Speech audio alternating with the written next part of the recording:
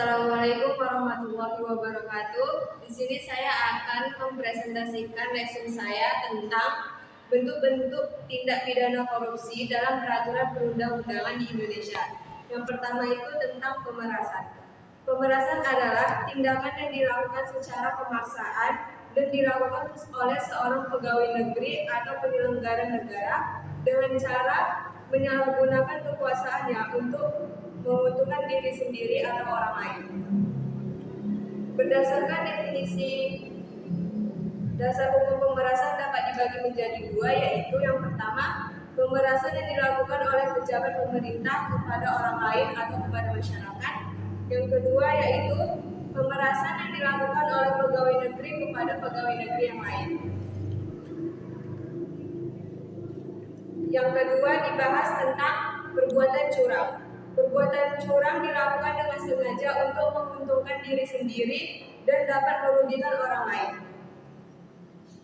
Berdasarkan pada pasal 7 ayat 1 UU 20/2001, seseorang yang melakukan perbuatan curang diancam pidana penjara paling singkat 2 tahun dan paling lama 3 tahun dan didenda paling sedikit 100 juta dan paling banyak 350 juta. Berdasarkan pasal tersebut, contoh perbuatan curang adalah pemborong ahli bangunan yang pada waktu membuat bangunan atau penjual bahan bangunan yang pada waktu menyerahkan bahan bangunan melakukan perbuatan curang yang dapat membahayakan keamanan orang atau barang keselamatan negara dalam keadaan penting. Yang ketiga yang dibahas adalah benturan kepentingan dalam pengadaan. Maksudnya di sini adalah tindakan dengan sengaja ikut serta dalam satu kegiatan pengadaan, pemborongan, atau persewaan. Biasanya ini sering dilakukan oleh pegawai negeri atau penyelenggara yang bertugas mengurus atau mengawasi.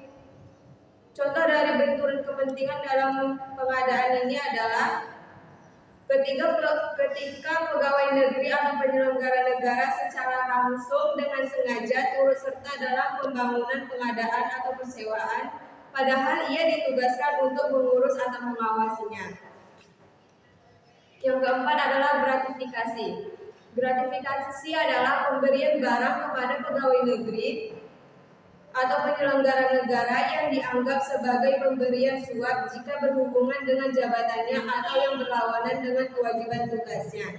Contohnya seperti seorang pengusaha yang memberikan sebuah mobil kepada bupati dengan tujuan untuk mendapatkan proyek dari pemerintahan daerah setempat. Jika bupati tersebut tidak melaporkan hal ini kepada KPK, maka akan dianggap sebagai suap. Selain bentuk korupsi yang sudah disebutkan di atas, menuntut nominalnya korupsi juga bisa dibedakan menjadi 3 jenis, yaitu korupsi gurem, korupsi kecil, dan korupsi sedang.